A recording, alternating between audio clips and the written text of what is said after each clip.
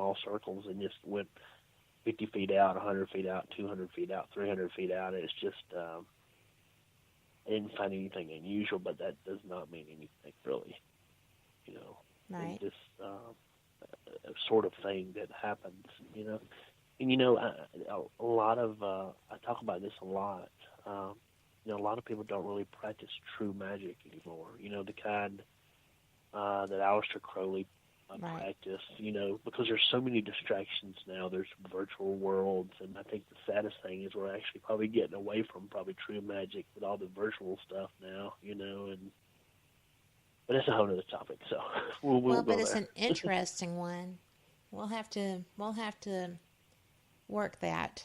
So, You know, it really is, because, you know, if you've ever dealt with somebody that was really angry all the time, or somebody that was very sad, and I know this from experience. I've known some people like this, and I've experienced it myself.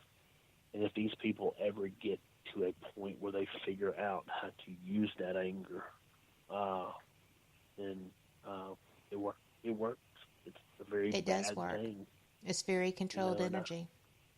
yeah, and a lot of people don't, and I know you realize it, and it's something very unusual to see. And, you know, I saw a couple of things in my dad's ministry where there were people that would come to church for deliverance, and you were like, okay, these things are connected, and it's not the good guy they're connected to. And I saw several instances of that growing up. And when I was a kid, I just had a natural respect and a natural interest in the paranormal. It was a lot of activity happening to me. It happened to me. So, who knows? So, you're ready for the next question? If you are. Well, this actually is my question. Okay. And, you know, I am going to let people know that yes, indeed, we have missed our break. We will be taking the normal one. It's okay. We didn't want to break that thread, and I will fix that later. But I am just fascinated by the vast array of experiences that you have, and then people are comfortable reaching out to you about their unusual experiences. Do you have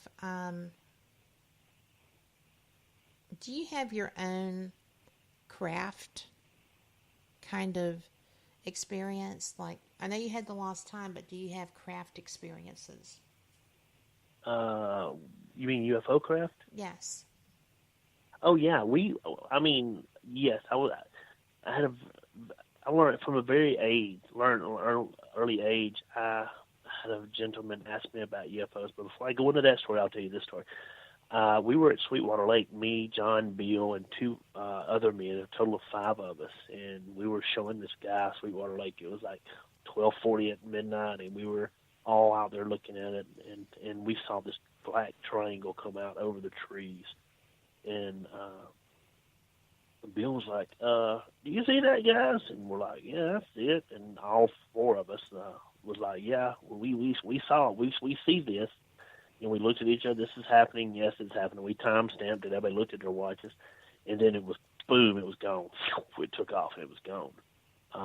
So that was one major experience I had. I saw some stuff as a child that I did not really understand what I was seeing. And how the UFO stuff got started with me was we had this visiting preacher come to my dad's church, and he was an old preacher.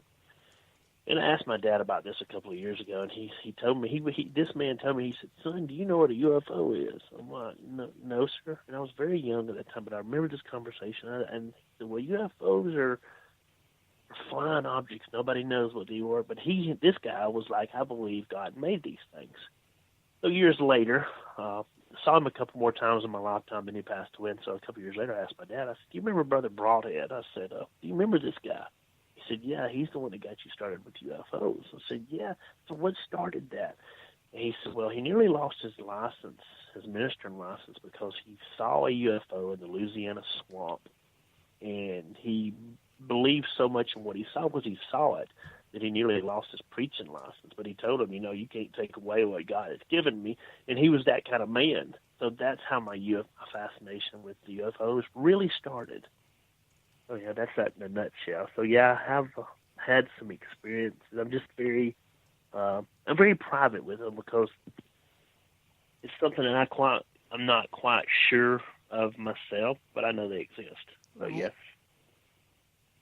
Well, I just find them fascinating. And yeah, I don't know. I think that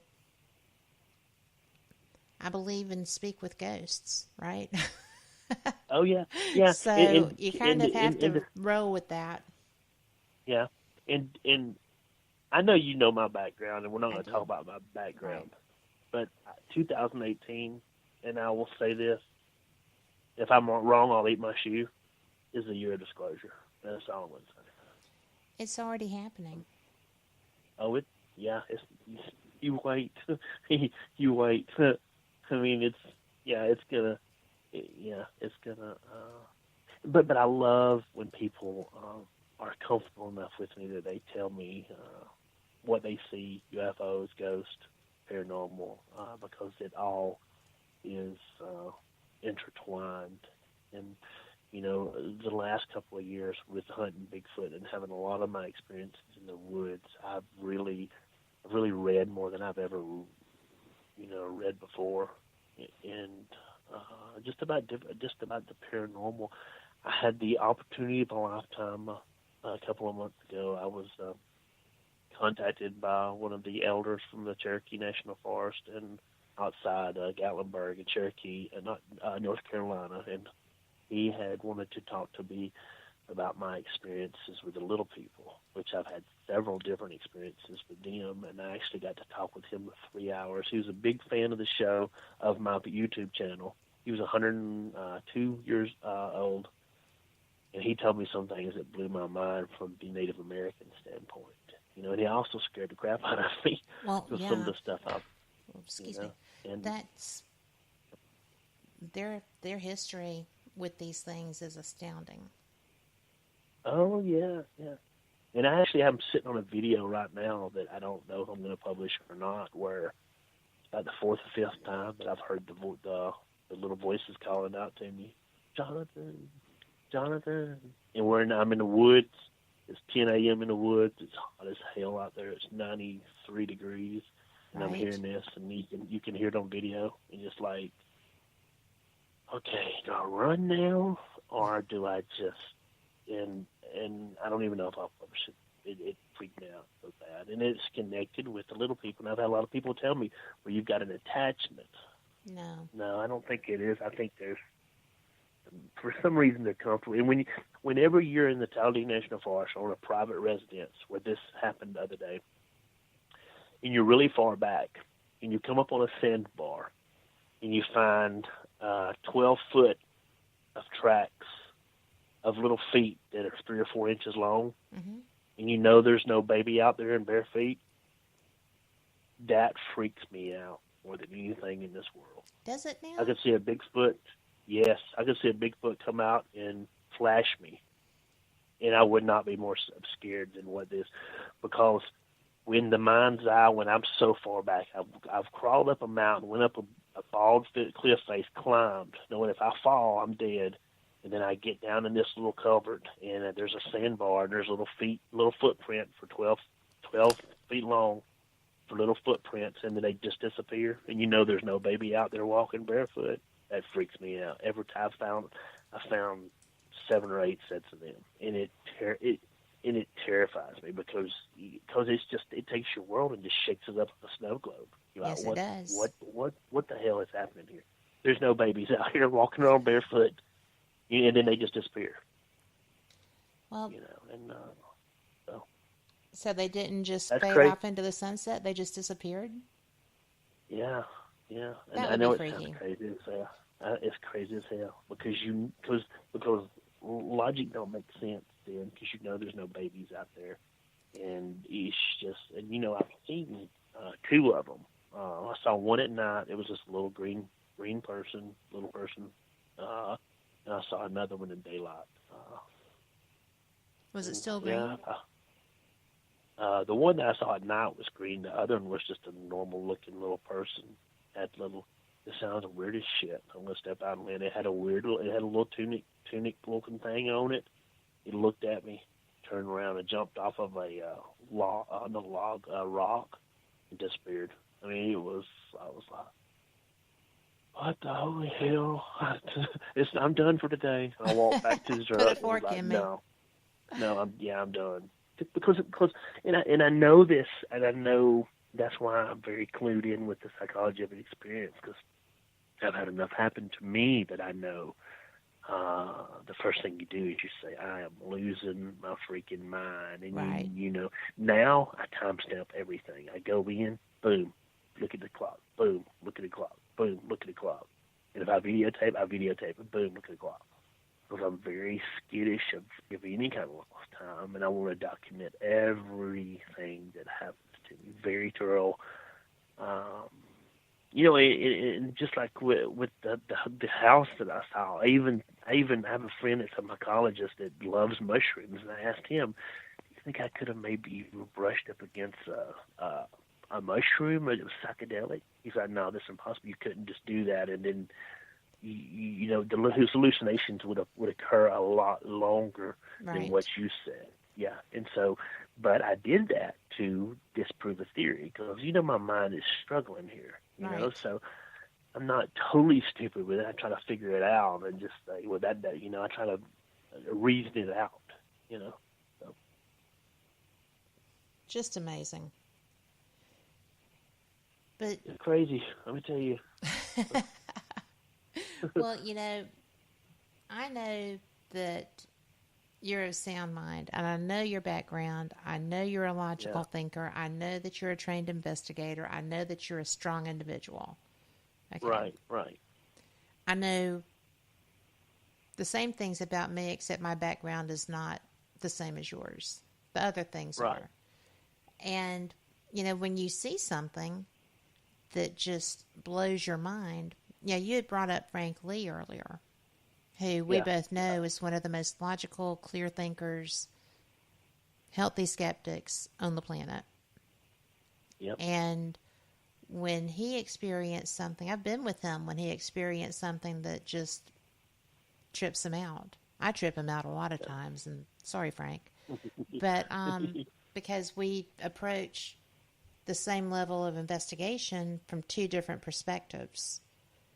And I utilize me and my skills with my equipment, and he is looking for hard evidence. And yet, as we're both working the same case together, those two different mindsets and methodologies come together with the same evidence. Right. From both perspectives. And so it isn't always logical. And I think sometimes people with your background and Frank's background and experiences have a real struggle with the lack of logic. I have a struggle with things that should work like electronics, and if they don't and it's not logical, it drives me insane because I can do anything if there's a method. Normally. The epic fails when I started this network notwithstanding. But, it is what it is. But it's just an amazing thing to me that people like you and him and Frank see and experience these things with how I know your minds work. Right. And are accepting of them to a degree. Right. Are you shocked by that too? Not really. I mean, Frank is he is one of my friends that I can meet up with him and not seen him for a month, and we pick up right where we're off. And they say Absolutely. That's a true friendship. He is, I think, the world of Frank. Not really. I think I'm just. I know this sounds very odd, that I really feel like I'm called to do this, and I know that sounds very strange. No, it doesn't. And I do. I'm very in tune with my instincts, and especially here lately. I've lost like 38 pounds, and I've been trying to really get in tune with my body.